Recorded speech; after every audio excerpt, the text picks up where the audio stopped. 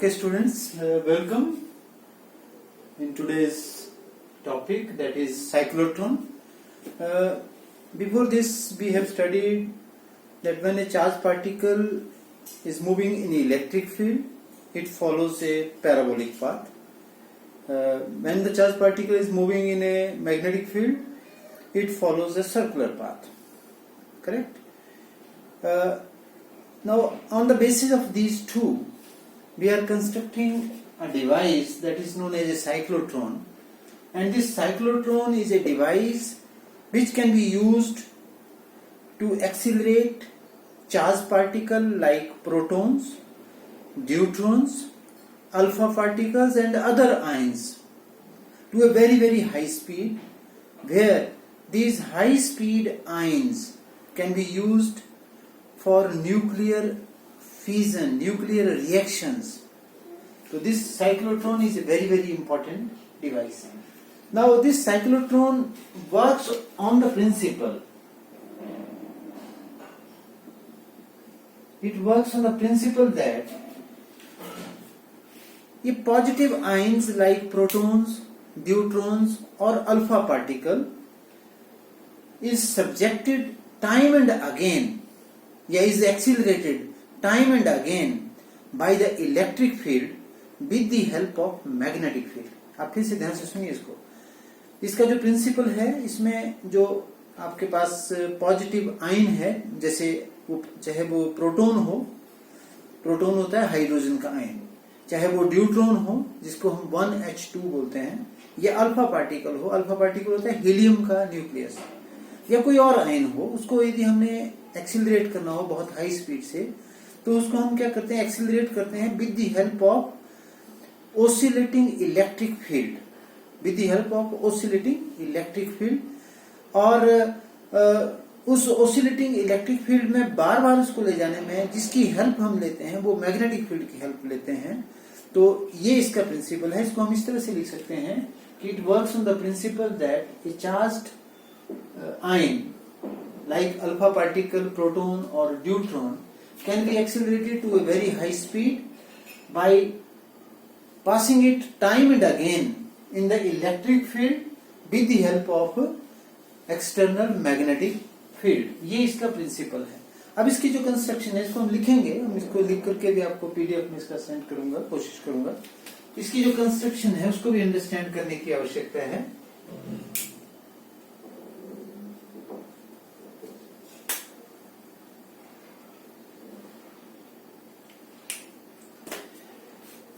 इसकी जो कंस्ट्रक्शन है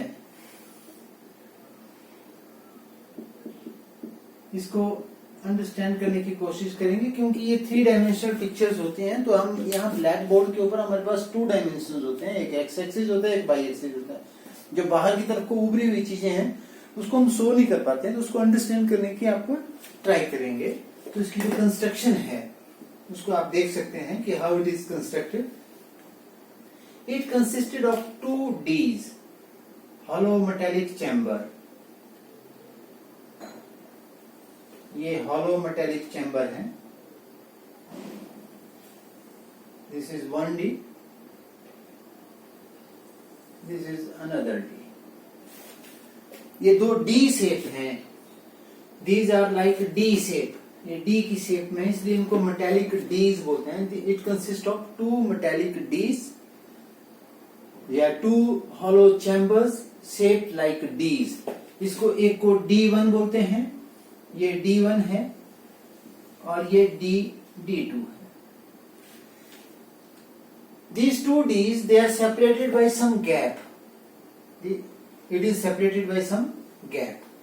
There is a gap over here, and a very strong oscillating electric field, which is changing with the time, is connected across these 2 Ds.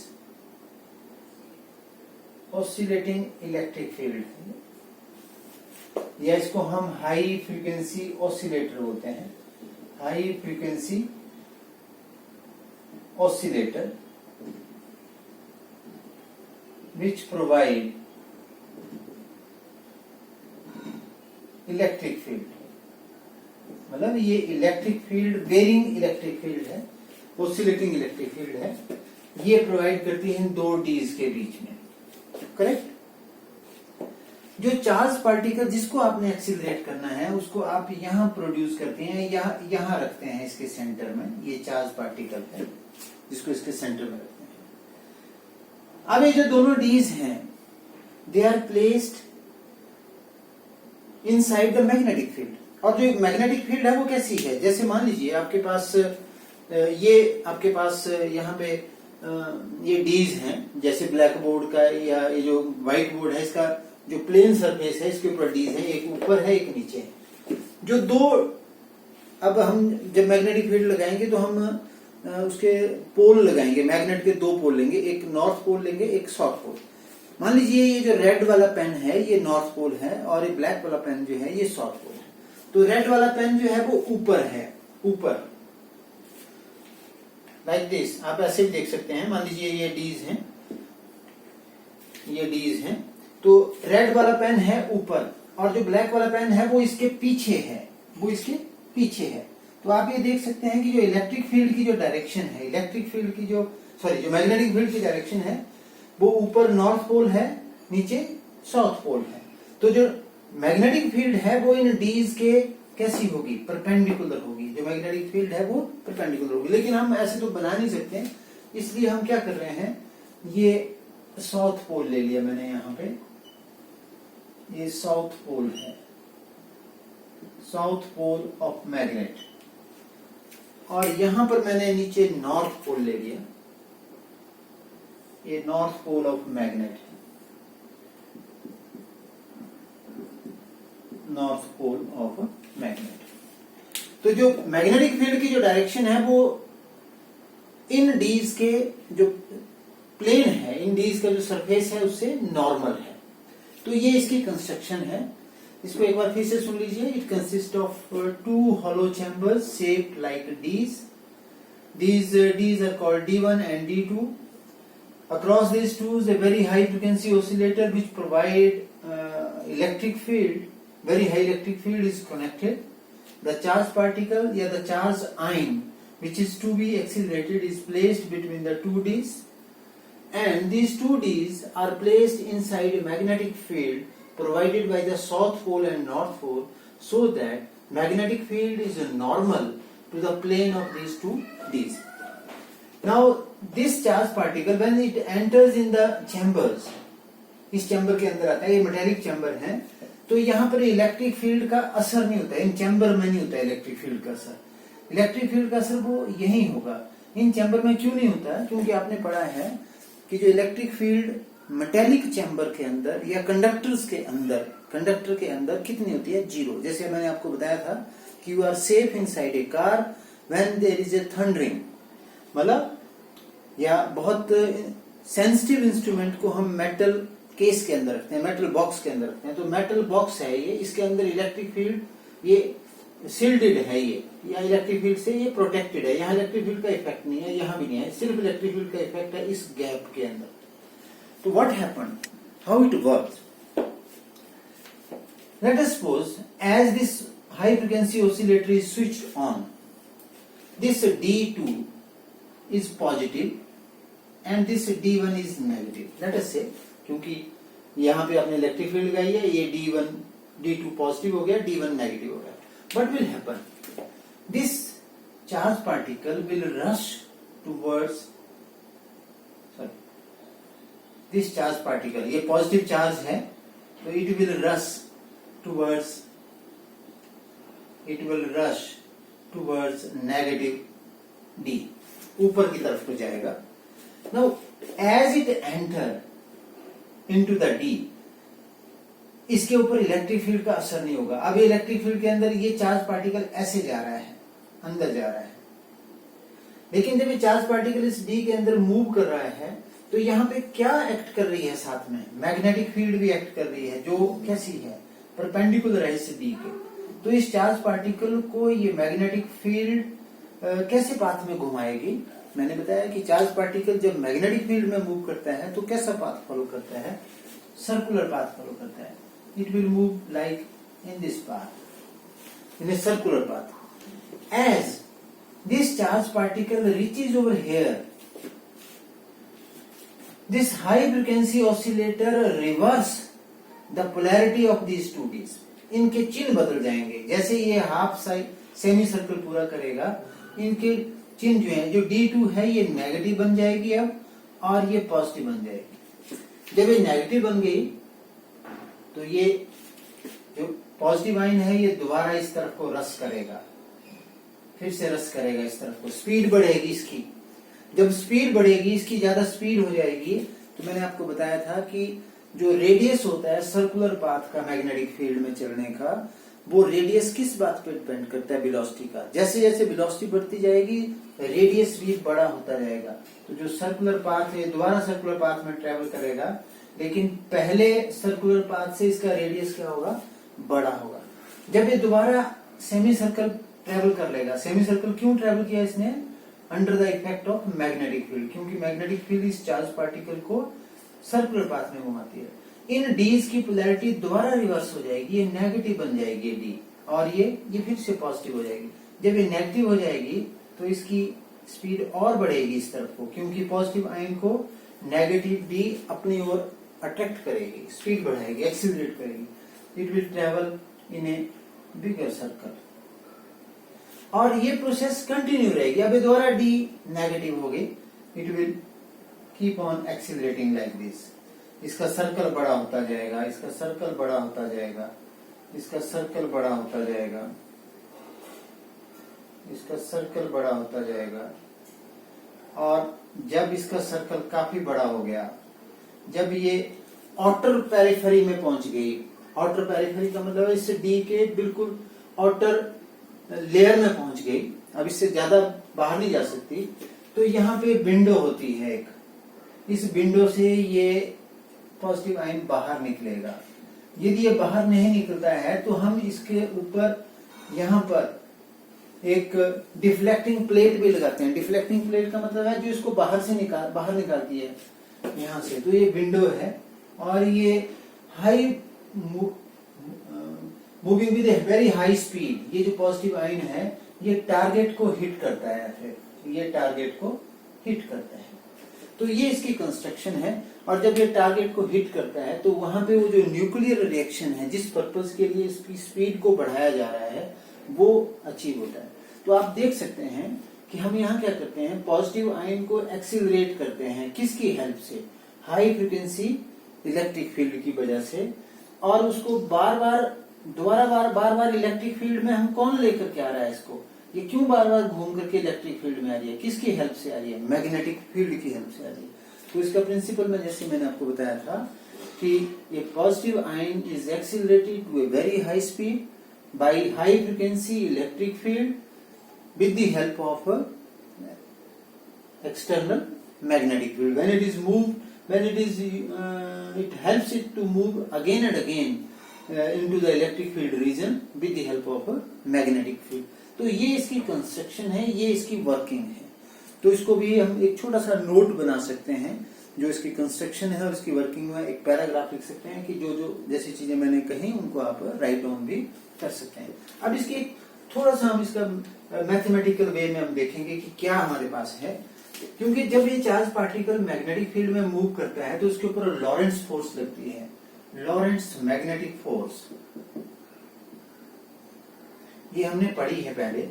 Magnetic force due to magnetic field is F is equal to Q V cross V। क्योंकि यदि ये V और V आपस में perpendicular हैं तो F is equal to Q V sine 90, sine 90 1 होता है। So F is equal to Q V। ये लॉरेंट्ज फोर्स लग रही है जो इस चार्ज पार्टिकल को सर्कुलर पाथ में घुमाती है। ये लॉरेंट्ज फोर्स क्या प्रोवाइड करती है? ये जो सर्कुलर पाथ में घूमने के लिए हमने मैकेनिक्स में एक फोर्स पढ़ी है, centripetal force. This Lorentz force, this force provides necessary centripetal force.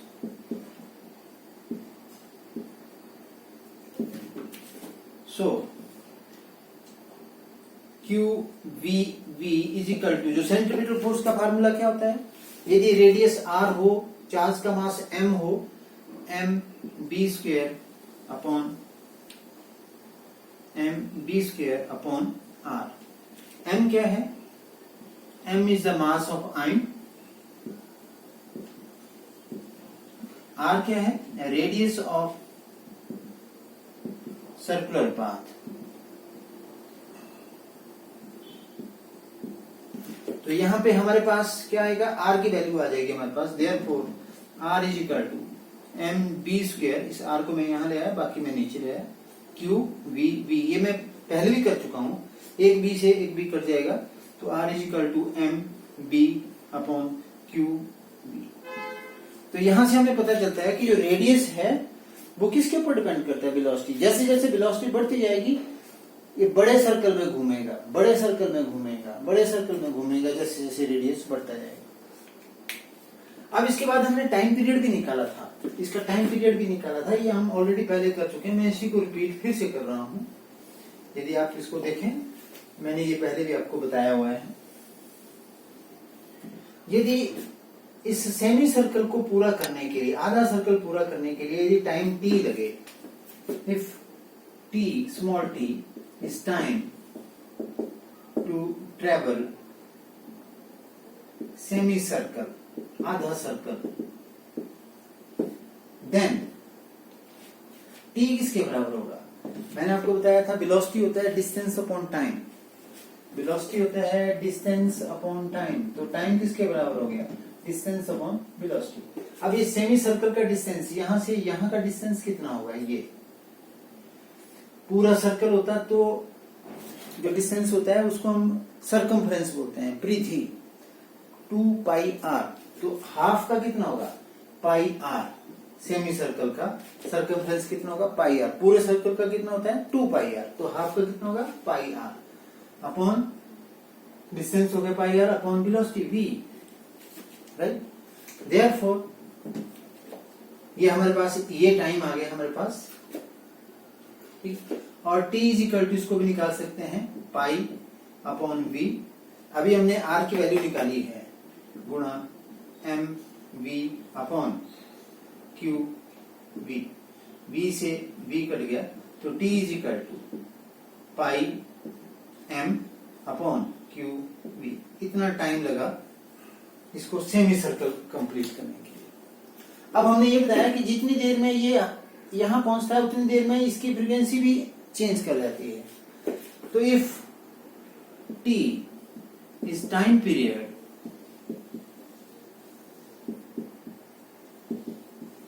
Of oscillating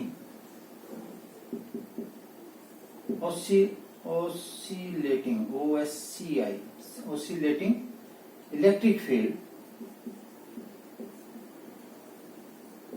then t is equal to, यदि ऑसिलेटिंग इलेक्ट्रिक फील्ड का टाइम पीरियड है t पूरा सर्कल का, तो ये स्मॉल t जो होगा ये t upon 2 half time period के बराबर होगा उसके, और t इज इक्वल टू, इस t को क्या कहेंगे 2t, और t is equal to 2t, t की वैल्यू हमने निकाली है, और t is equal to 2 into t की वैल्यू पुट करिए, pi m upon Q B, ये टाइम पीरियड है ऑसिलेटिंग इलेक्ट्रिक फील्ड का। फ्रीक्वेंसी क्या होती है ये भी मैंने आपको बताया था, पहले बताया हुआ है ऑलरेडी, हमने ऑलरेडी किए हुए हैं प्रोसेस।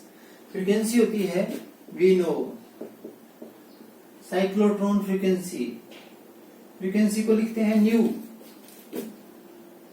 वी की तरह ही होता है लेकिन इसको न्यू पढ़ते हैं, इसको पढ़ते हैं म्यू, ये यूनानी भाषा के शब्द हैं, इनको समझ सकते हैं, ये फ्रीक्वेंसी होते हैं, वी की तरह लिखते हैं इसको, लेकिन इसको न्यू पढ़ते हैं, थोड़ा सा आप इसको कर्व कर सकते हैं।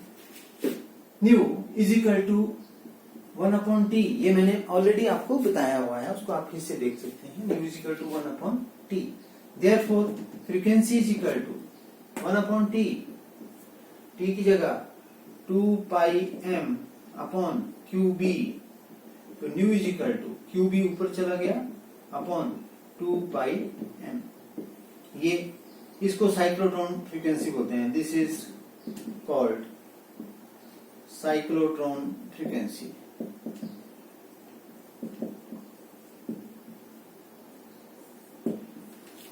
तो ये आपने आर्टिकल में आपको बताना था कि साइक्लोट्रॉन का हम यूज कर सकते हैं। इसकी लिमिटेशन भी है साइक्लोट्रॉन की। साइक्लोट्रॉन को हम पॉजिटिव आयंस के लिए ही यूज करते हैं एक्सिलरेट करने के लिए। इसको हम इलेक्ट्रॉन को नहीं हम एक्सिलरेट कर सकते। इससे क्यों नहीं कर सकते? क्योंकि इलेक्ट्रॉन की स्पीड जो है वो बहुत ज्यादा बढ़ जाती है, और जब बहुत ज्यादा बढ़ जाती है तो वो आउट ऑफ फेज हो जाता है। आउट ऑफ फेज का मतलब है कि वो अभी या तो वो अभी क्या हो रहा है कि जितनी देर में ये हाफ सर्कल पूरा कर रहा है आयन, उतनी देर में इनकी पोलैरिटीज क्या हो रही है, जो पॉजिटिव था वो कैसा हो जाता है नेगेटिव, और जो नेगेटिव था वो कैसा होता है पॉजिटिव। मतलब इनके बीच में तालमेल है। जितनी देर में आधा सर्कल पूरा करता है इनकी पोलैरिटी बदल जाती है। लेकिन यदि हम इलेक्ट्रॉन को एक्सिलरेट करेंगे तो ये आउट ऑफ फेज हो जाएंगे। मतलब ये पहले ही पहुंच जाएगा, इलेक्ट्रॉन पहले ही यहाँ पहुंच जाएगा, अब इसकी पोलैरिटी बदली नहीं होगी। तो ये जो डिवाइस है ये इलेक्ट्रॉन्स को बहुत ज्यादा हाई स्पीड पे एक्सिलरेट करने के लिए हम इसको यूज नहीं कर सकते हैं। क्योंकि इलेक्ट्रॉन को यदि एक्सिलरेट करेंगे तो इलेक्ट्रिक फील्ड की जो फ्रीक्वेंसी है और जो इलेक्ट्रॉन की जो मोशन की फ्रीक्वेंसी है वो आउट ऑफ फेज हो जाती है। नंबर 2, इस डिवाइस से हम सिर्फ चार्ज पार्टिकल को ही एक्सिलरेट कर सकते हैं, न्यूट्रल पार्टिकल को नहीं एक्सिलरेट कर सकते। न्यूट्रल कौन से होते हैं? न्यूट्रॉन। न्यूट्रॉन के ऊपर कोई चार्ज नहीं होता है, क्योंकि यदि न्यूट्रॉन को रखेंगे तो उसको इलेक्ट्रिक फील्ड का कोई इफेक्ट नहीं होगा, मैग्नेटिक फील्ड का कोई इफेक्ट नहीं होगा। तो आप न्यूट्रल पार्टिकल को इससे एक्सिलरेट नहीं कर सकते हैं। ये भी इसकी एक प्रॉब्लम है। दूसरी इसकी प्रॉब्लम है कि हम साइक्लोट्रॉन से जो स्पीड है वो बहुत ज्यादा नहीं बढ़ा सकते। यदि बहुत ज्यादा स्पीड बढ़ाएंगे तो जो मास है किसी चार्ज पार्टिकल का वो वेरी कर जाता है। m = m0 upon 1 - v²/c²√। ये रिलेशनशिप है। मतलब जैसे जैसे वेलोसिटी बढ़ती जाएगी आयन का जो मास है वो भी चेंज हो जाता है, बढ़ जाता है। आयन का मास बढ़ जाता है। m0 मास है जब वो रेस्ट के ऊपर है, m मास है जब वो विद वेलोसिटी v मूव कर रहा है। यहाँ c जो है वो वेलोसिटी ऑफ लाइट है। तो मतलब जैसे, और ये जो फैक्टर नीचे है ये 1 से कम है, इसलिए m की वैल्यू m0 से ज्यादा है, m की वैल्यू ज्यादा है। मतलब जब कोई चार्ज पार्टिकल बहुत हाई स्पीड से मूव करता है तो उसका मास क्या करता है? इंक्रीज कर जाता है। जब मास इंक्रीज कर जाएगा तो आप देख सकते हैं यहाँ जो टाइम पीरियड का फार्मूला है T = 2πm/qv। यदि ये m बड़ा हो जाए तो फिर ये टाइम पीरियड भी क्या हो जाएगा? बड़ा हो जाएगा। मतलब ये ज्यादा वक्त लगाएगा इसको मूव करने में, सेमी सर्कल को पूरा करने में ज्यादा वक्त लगाएगा।